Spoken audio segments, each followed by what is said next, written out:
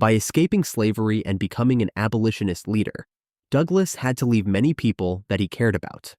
Douglass writes, "I never loved or confided in any people more than my fellow slaves, and especially those with whom I lived at Mr. Freeland's.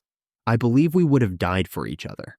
We never undertook to do anything of any importance without a mutual consultation." Douglass said that leaving these people was intensely painful. At least one of those people, Douglass wrote in 1845, was able to escape slavery because Douglass taught them how to read.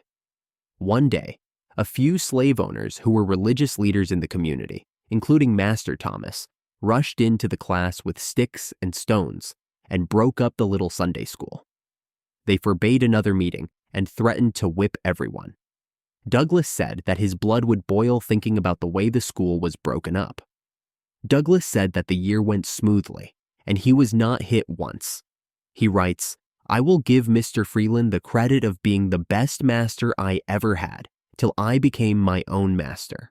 At the end of 1835, Mr. Freeland again hired Douglass from his master for the year 1836.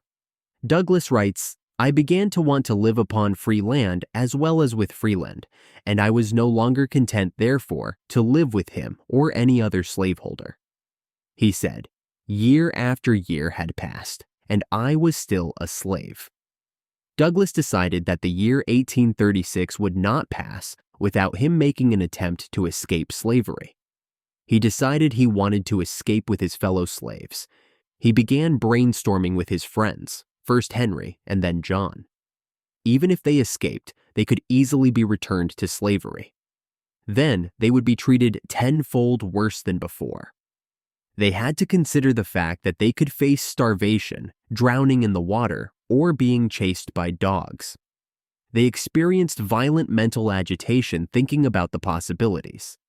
Douglass writes about a potential scenario.